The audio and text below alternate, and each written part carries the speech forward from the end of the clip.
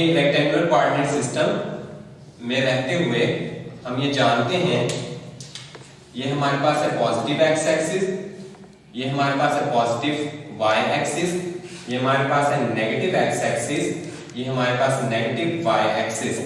अब हम जानते हैं कि हम जब म्यूचुअली परपेंडिकुलर लाइंस लेते हैं, यानी कि दो ऐसी स्ट्रेट लाइंस लें जो कि एक दूसरे पर परपेंडिकुलर हों, तो जिस पॉइंट को वो कट करती हैं उस पॉइंट को हम ओरिजिन कहते हैं। और ये जो है हमारा प्लेन जो है, यानी कोई भी आप स्ट्रेट चीज ले लें, जैसे ये आपका व्हाइट बोर्ड है, तो आप इस व्हाइट बोर्ड पर आप अगर इस तरह दो स्ट्रेट लाइंस लेते हैं म्यूचुअली परपेंडिकुलर, तो आपका व्हाइट बोर्ड जो 4 इक्वल पार्ट्स में डिवाइड हो जाएगा। तो पहला पार्ट जो है वो कहलाता है फर्स्ट क्वाड्रेंट। हम एंटी क्लॉकवाइज तरतीब में चल रहे हैं, एंटी क्लॉकवाइज तरतीब में चलते हुए फर्स्ट पार्ट आपका फर्स्ट क्वाड्रेंट कहलाएगा, दूसरा पार्ट दूसरा क्वाड्रेंट यानी सेकंड क्वाड्रेंट, फिर थर्ड क्वाड्रेंट और उसके बाद आपका फोर्थ क्वाड्रेंट कहलाएगा। अब इन क्वाड्रेंट्स में हमें देखना है कि एक्स क्वाड्रेंट या वाई क्वाड्रेंट की वैल्यू होती क्या है।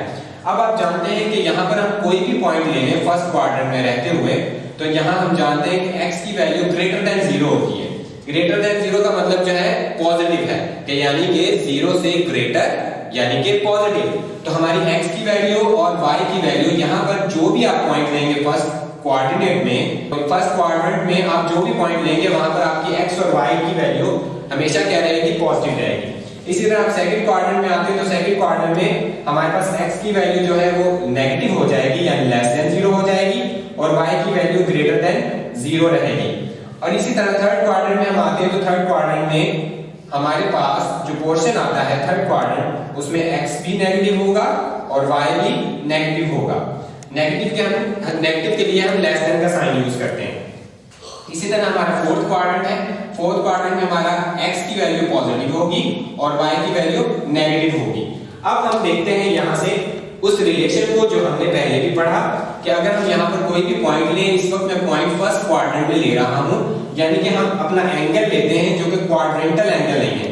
क्वाड्रेंटल एंगल वो एंगल होते हैं जिसकी टर्मिनल साइड जो है क्वाड्रेंट पे लाई करती है, यानी कि उस जिसकी टर्मिनल साइड जो है या तो positive x axis, negative x axis, positive y axis या नेगेटिव वाई एक्सिस पर लाई करे, वो क्वाड्रेंटल एंगल होते हैं। अगर थीटा जो है क्वाड्रेंटल एंगल नहीं है, जैसे कि मैंने इस वक्त बनाया, तो इसके अकॉर्डिंग हम जानते हैं ये आपके पास वैल्यू जो है y कोऑर्डिनेट की होगी, और ये तमाम x एक्सिस पे जो वैल्यू आएगी ये आपके पास x आएगी, और इसे हम r कहते हैं। जैसे कि हम पहले भी पढ़ चुके हैं कि sin थीटा जो है हमारा इक्वल होता है y ओवर r, इसी तरह cos थीटा हमारा इक्वल होता है x ओवर r इस फिगर को देखते हुए, और tan थीटा इक्वल होता है y ओवर x के। अब आप इसे जो है एक दोबारा से हम एंगल लेते हैं,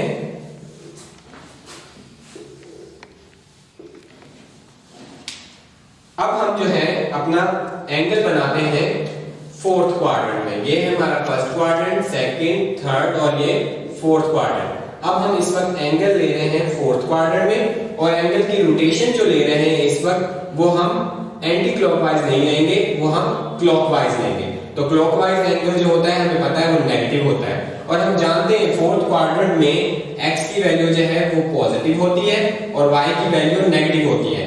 तो हमने कोई भी पॉइंट लिया P प्राइम जो कि फोर्थ क्वाड्रेंट में लाई करता है, फोर्थ क्वाड्रेंट में है, तो वहां पर x की वैल्यू यानी x कोऑर्डिनेट हमारा पॉजिटिव रहेगा, y कोऑर्डिनेट नेगेटिव रहेगा। अब इस पर हम दोबारा से क्या करते हैं, P से एक परपेंडिकुलर ड्रॉ करते हैं x एक्सिस पर। तो हम जानते हैं परपेंडिकुलर जो है ड्रॉ करने के बाद जिस पर परपेंडिकुलर ड्रॉ होता है उस लाइन पर वो 90 का एंगल बनाता है। अब यहां पर हम जानते हैं ये हमारी वैल्यू जो है इस वक्त ये नेगेटिव y है, और ये हमारे पास जो है ये r है, और ये जो डिस्टेंस है यहां तक x एक्सिस पर ये x है। अब इसकी मदद से हम दोबारा से sin, cos और tan थीटा बनाएंगे। sin थीटा हम जानते हैं किसके इक्वल होता है, y ओवर r के, लेकिन अकॉर्डिंग टू दिस फिगर, इस फिगर के अकॉर्डिंग हम क्या करेंगे, यहाँ पर हमारा एंगल जो है वो माइनस थीटा है, क्योंकि हम क्या ले रहे हैं, क्लॉकवाइज डायरेक्शन ले रहे हैं। तो हम यहाँ लिखेंगे sin of minus theta is equal to y over r होता है, तो लेकिन यहाँ पर y की वैल्यू नेगेटिव है जो कि हमें गिवन है माइनस y ओवर r। इसी तरह हम cos लेंगे इस एंगल का, cos of minus theta is equal to x over r होता है, यानी कि बेस ओवर हाइट। तो यहाँ पर हमें बेस की वैल्यू x गिवन है, x ओवर r। इसी तरह tan थीटा की वैल्यू लिखते हैं, tan ये जो हमें एंगल गिवन है माइनस लेंगे, क्यों? क्योंकि ये हमारा एंगल क्लॉकवाइज डायरेक्शन में है। और tan थीटा की वैल्यू होती है y ओवर x। यहाँ पर y की वैल्यू इस फिगर के अकॉर्डिंग नेगेटिव है और x पॉजिटिव है, तो ये हमने लिख लिया। अगर अब आप फोकस करें तो मैं अगर इसे नेम दे दूं, ये आपका 1 इक्वेशन बना लीजिए, इसे इक्वेशन 2 और इसे इक्वेशन 3। सिमिलरली आप इन्हें नेम कर दीजिए, 6 इक्वेशंस आपकी बन गई। अब आप इन इक्वेशंस को देखते हुए देखिए कि फ्रॉम इक्वेशन नंबर 1 को आप यहां से उठाएं और इक्वेशन नंबर 4 में पुट कर दें, यानी कि बाय इक्वेशन 1 एंड इक्वेशन 4। देखिए इक्वेशन 4 है हमारे पास sine of minus theta minus y over r। अब हम जानते हैं इक्वेशन नंबर 1 में y ओवर r की जगह हम लिख सकते हैं साइन थीटा, तो यहां पर हम लिख सकते हैं minus sine theta, sine of minus theta. तो ये हमारे पास एक रिलेशन आ गया। इसी तरह हम इक्वेशन नंबर 2 और इक्वेशन नंबर 5 से लिखते हैं, equation number 2 and equation number 5। जी इक्वेशन नंबर 2 हमारे पास क्या है और 5, cos ऑफ माइनस थीटा जो है वो हमारे इक्वल है। देखिए इसमें इक्वेशन 2 में भी देखिए cos theta x over r की इक्वल है, और इक्वेशन 5 में भी देखिए cos of minus theta x over r की इक्वल है, यानी कि इनमें कोई चेंजिंग नहीं आई। तो हम यहां पर लिख सकते हैं कि ये cos थीटा के इक्वल है। इसी तरह हम दोबारा से अपनी इक्वेशन नंबर 3 को उठाते हैं और इक्वेशन नंबर 6 को उठाते हैं। इनकी मदद से अब आप देखिए इक्वेशन नंबर 3 में tan theta y over x की इक्वल है, इक्वेशन नंबर 6 में tan of minus theta minus y over x की इक्वल है। तो इक्वेशन नंबर 6 को देखते हुए अगर मैं यहां पर लिखूं tan ऑफ माइनस थीटा, इस माइनस को वैसे ही मैं लिख देता हूं यहां पर, और y ओवर x जो है y ओवर x की जगह इक्वेशन नंबर 3 से हम लिख सकते हैं tan थीटा, तो यहां पर हम लिख देंगे tan थीटा।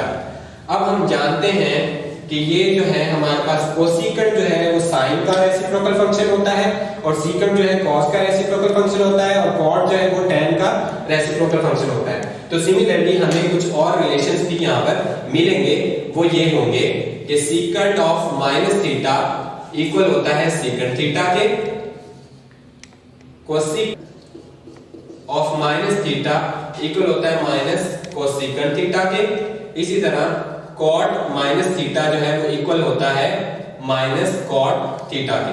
तो बच्चों इस पूरे टॉपिक में हमें जो चीज देखनी है वो ये है कि जब भी हम नेगेटिव एंगल लेंगे तो साइन क्या करता है, साइन उस नेगेटिव साइन को जो कि उस एंगल के साथ लिखा होता है, इसकी एग्जांपल लीजिए, जैसे अगर मैं यहां पर कहूं साइन माइनस 30 डिग्री। अब इसे आप सॉल्व करें तो हमने इस रिलेशन से देखा कि जब एंगल के साथ माइनस होता है तो साइन फंक्शन क्या करता है, उस एंगल के साथ वाले माइनस को बाहर निकाल देता है। आप इसे याद कर सकते हैं, जैसे उसे क्या करता है, निकाल बाहर करता है साइन से, और आगे एंगल को पॉजिटिव वैसे ही लिख देता है, यानी वो माइनस जो कि एंगल के साथ आता है वो आपने शुरू में लिख देना है साइन फंक्शन के। इसी तरह कॉस फंक्शन क्या करता है, कॉस जो है वो आपके माइनस के साइन को खत्म कर देता है, यानी कि वैनिश कर देता है, खत्म कर देता है, और सिर्फ पॉजिटिव देगा। तो याद रखने वाली चीज है यहाँ पर वो ये है कि सिर्फ जो साइन को खत्म करते हैं, नेगेटिव साइन को एंगल के, वो हमारे पास कॉस फंक्शन है, कॉस नेगेटिव को खत्म करता है एंगल के, और इसी तरह हमारे पास सेकंड जो है, सेकंड है वो भी खत्म कर देता है नेगेटिव साइन को।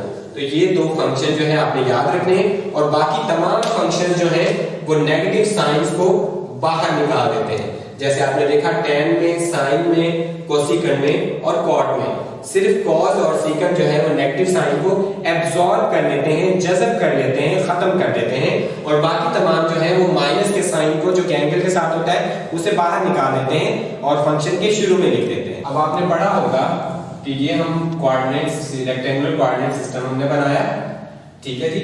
और यहाँ पर हम जानते हैं ये हमारा फर्स्ट क्वाड्रेंट है, ये सेकंड है, ये थर्ड है, और ये फोर्थ क्वाड्रेंट है। फर्स्ट क्वाड्रेंट में तमाम के तमाम ट्रिग्नोमेट्रिक फंक्शन हैं पॉजिटिव होते हैं, और सेकंड क्वाड्रेंट में जो है sign theta sine function positive होता है और कोसेकेंट फंक्शन पॉजिटिव होता है।